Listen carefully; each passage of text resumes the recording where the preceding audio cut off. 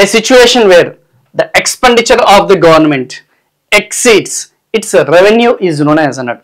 ప్రభుత్వం యొక్క వ్యయాలు, ఓకేనా, ప్రభుత్వ యొక్క వ్యయాలు ఆర్ ఖర్చులు ఆదాయాన్ని మించిపోయే పరిస్థితిని ఏమంటారు?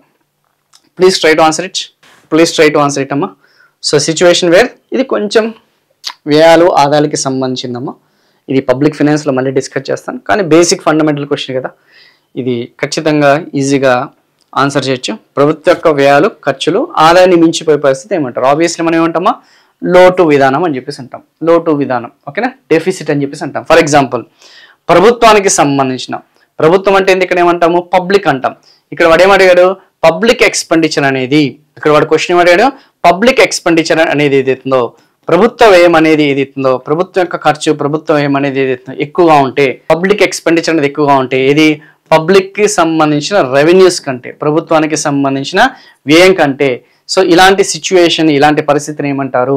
అంతే కదా, ఖర్చులు ఎక్కువగా ఉన్నాయి, సంక్షేమ పథకాల మీద ఎక్కువగా వ్యయం చేస్తున్నారు, పరిపాలనకి సంబంధించిన వ్యయాలు ఎక్కువ ఉన్నాయి, డెవలప్మెంట్కి సంబంధించిన వ్యయాలు అనేది ఎక్కువ ఉన్నాయి, అభివృద్ధికి సంబంధించిన ప్రాజెక్టులకి సంబంధించిన వ్యయాలు ఎక్కువ ఉన్నాయి.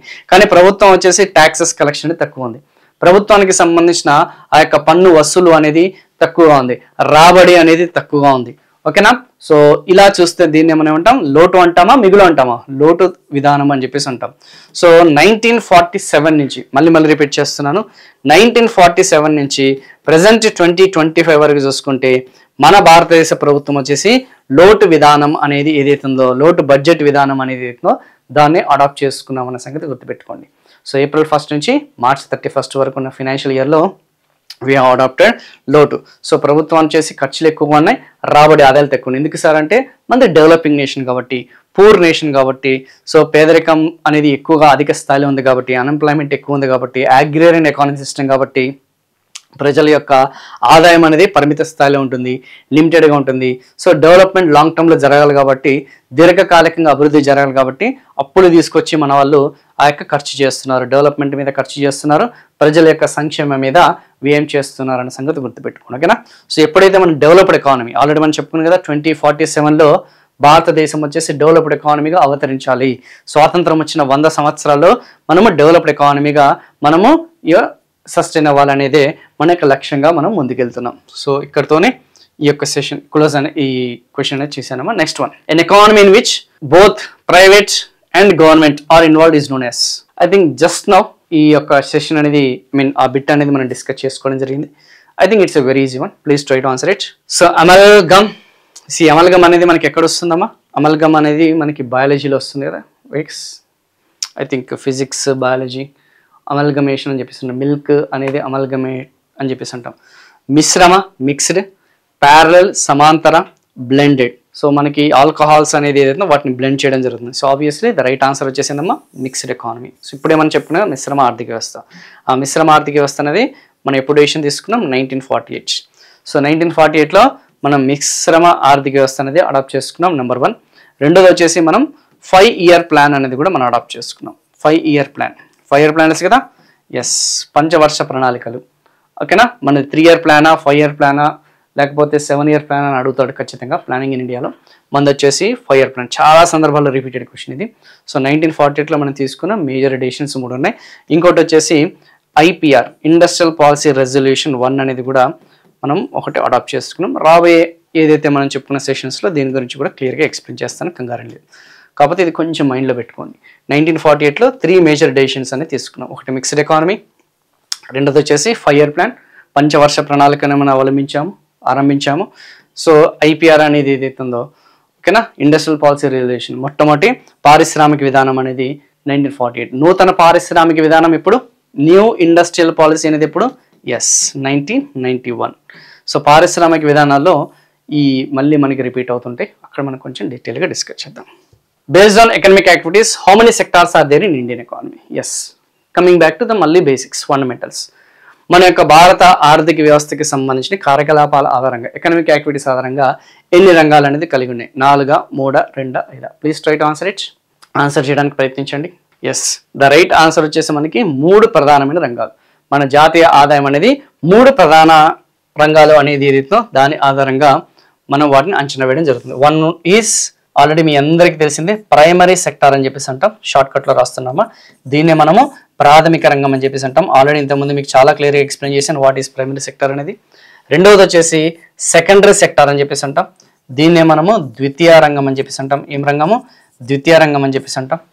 మూడోది వచ్చేసి tertiary sector or service sector అని చెప్పేసి అంటాం. తృతీయ రంగం, దీన్ని మనం అంటాం తృతీయ రంగం అని చెప్పేసి అంటాం, లేదంటే సేవా రంగం అని చెప్పేసి అంటాం. సో షార్ట్ కట్ లో చెప్పా కదా, ఈ రెండు గుర్తు పెట్టుకోవడానికి ప్రయత్నించండి. థర్డ్ వన్ అనేది మనకి ఈజీగా ఎలిమినేట్ అయిపోతుంది. ఈ రెండు వచ్చేసి వస్తువులు, గూడ్స్ కి సంబంధించింది అని చెప్పేసి అన్నాను. ఇది వచ్చేసరికి సేవలకి సంబంధించింది, సర్వీస్ సెక్టార్కి సంబంధించింది. సో ప్రాథమిక రంగంలో మీకు ఆల్రెడీ చెప్పాను. మళ్ళీ అగ్రికల్చరు, డైరీ ఏదైతే ఉందో దాన్ని, forest, fisheries, quarries and mines అనేది ఉంటుంది, గనుల త్రవ్వకాలు. ఇది వచ్చేసరికి మనకి మ్యానుఫ్యాక్చరింగ్, తయారీ రంగము, కన్స్ట్రక్షన్, గ్యాస్, వాటర్ సప్లై, ఏదైతే మనం చెప్పుకున్నా పవర్ సప్లై, అదర్ యూటిలిటీస్ అని కూడా ఉంటుంది. ఓకేనా, ఇతర అంశాలు కూడా ఉంటాయి. సో ట్రేడ్ సెక్టార్లో చూసుకుంటే, ఓకేనా, సర్వీస్ సెక్టార్లో చూసుకుంటే మనకి hotels, restaurants, banking, insurance, transport, communication, storage, law and order, defence.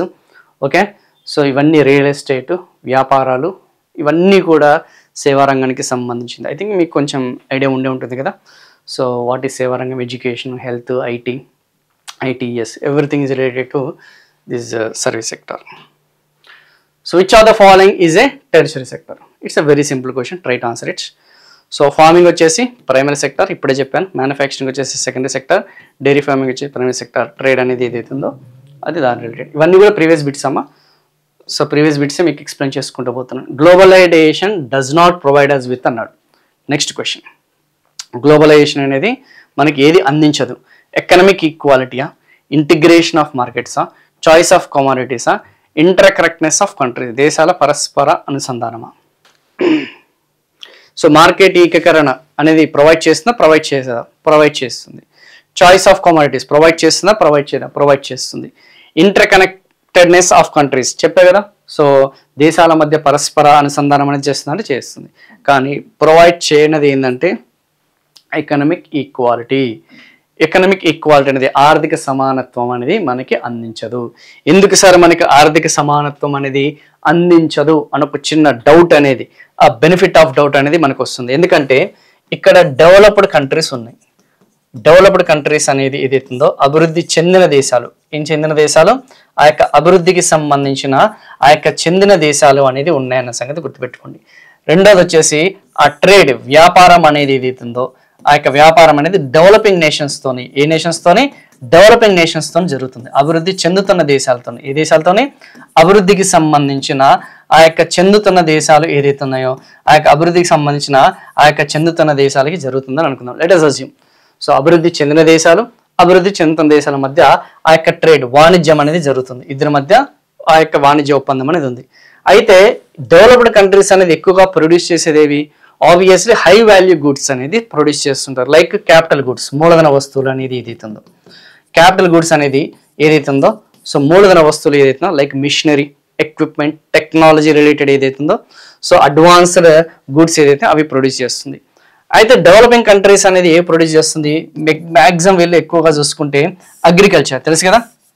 Agriculture goods అనేది ఏదైతుందో, రా మెటీరియల్స్ అనేది ఏదైతుందో, రా గుడ్స్ అనేది ఏదైతుందో, ఆర్ ప్రైమరీ గుడ్స్ అనేది ఏదైతుందో, ప్రాథమిక వస్తువులు మాత్రమే ఎక్కువగా ప్రొడ్యూస్ చేస్తాయి. వ్యవసాయము మరియు అనుబంధ రంగాలకి సంబంధించిన ఎక్కువగా చూసుకుంటే వ్యవసాయం. డ్యూరబుల్ గుడ్స్ కూడా ఉంటాయి, మన్నిక వస్తువులు కూడా ఉంటాయి, కాకపోతే పరిమిత స్థాయిలో ఉంటాయి. ఇప్పుడు వీళ్ళిద్దరి మధ్య వ్యాపారం అనేది జరిగింది అనుకుందాం. వాళ్ళ వస్తువులు వీళ్ళు ఇంపోర్ట్ చేసుకున్నారు, వీళ్ళ వస్తువులు వీళ్ళు ఇంపోర్ట్ చేసుకున్నారు. లింక్ అనేది ఉంది. ఎందుకు సార్ వీళ్ళ వస్తువులు అనేది వీళ్ళు ఇంపోర్ట్ చేసుకున్నారంటే సహజ వనరులు అందరికీ కూడా ఈక్వల్గా ఉండవు కదా. న్యాచురల్ రిసోర్సెస్ అనేది ఈక్వల్గా డిస్ట్రిబ్యూట్ అవుతాయి. వనరులు అనేది సమాన పంపిణీ జరుగుతుందా? ఇప్పుడంటే మనం ఇమాజినరీ లైన్స్ అనేది వేసుకొని ఇగో ఈ బౌండరీస్ అనేది మనం పెట్టుకున్నాం. ఇమాజినరీ లైన్స్ అంటే తెలుసు కదా. ఎస్. సో ఊహాజనిత ఆ యొక్క బౌండరీస్ అనేది సరిహద్దులు పెట్టుకున్నాం. కానీ వాస్తవంగా చెప్పాలంటే ఎర్త్ అనేది మనకి స్పేస్ నుంచి చూస్తే ఎటువంటి బౌండరీస్ అనేది మనకు ఉండవు. సో రిసోర్సెస్ అనేది మనకి ఈక్వల్గా వనరులు అనేది డిస్ట్రిబ్యూట్ అవ్వలేదన్న సంగతి గుర్తుపెట్టుకోండి. కొన్ని చోట్ల వనరులు అనేది అబండెంట్గా ఉన్నాయి, కొన్ని చోట్ల స్కేర్స్గా ఉన్నాయన్న సంగతి గుర్తుపెట్టుకోండి. లోటుగా కొన్ని చోట్ల, లేకపోతే మిగులు అనేది అధిక స్థాయిలో కొన్ని చోట్ల ఉన్నాయి. సో ఖచ్చితంగా ప్రతి దేశం, ప్రపంచంలో ఏ దేశమైనా సరే ఇంకొక దేశంతో వ్యాపార వాణిజ్య కార్యకలాపాలు అనేది ఖచ్చితంగా వాళ్ళు ఈ యొక్క చేసుకోవాల్సిందే, ఆ యొక్క ట్రేడ్ రిలేషన్స్ అని చేసుకోవాల్సిందే. అయితే ఇక్కడ ప్రాబ్లం ఏంటంటే ఈ ఇంటర్నేషనల్ మార్కెట్లో, అంతర్జాతీయ మార్కెట్లో వాల్యూ అనేది, ఏ వస్తువులకి విలువ అనేది అధికంగా ఉంటుంది. ఆబ్వియస్లీ హై టెక్నాలజీ గూడ్స్ అనేది ఏదైతుందో, అధిక సాంకేతికతతో కూడిన హై టెక్నాలజీ గూడ్స్ అనేది ఏదైతుందో, ఆ హై టెక్నాలజీ గూడ్స్ అనేది ఎక్కువగా మనకి ఆబ్వియస్లీ వీటికి వాల్యూ అనేది ఎక్కువ ఉంటుంది. సో వీళ్ళు ఎక్స్పోర్ట్ చేస్తారు. వీళ్ళు వచ్చేసేవరకు లో వాల్యూ గుడ్స్ అనేది ఎక్స్పోర్ట్ చేస్తారు. ఎవరు?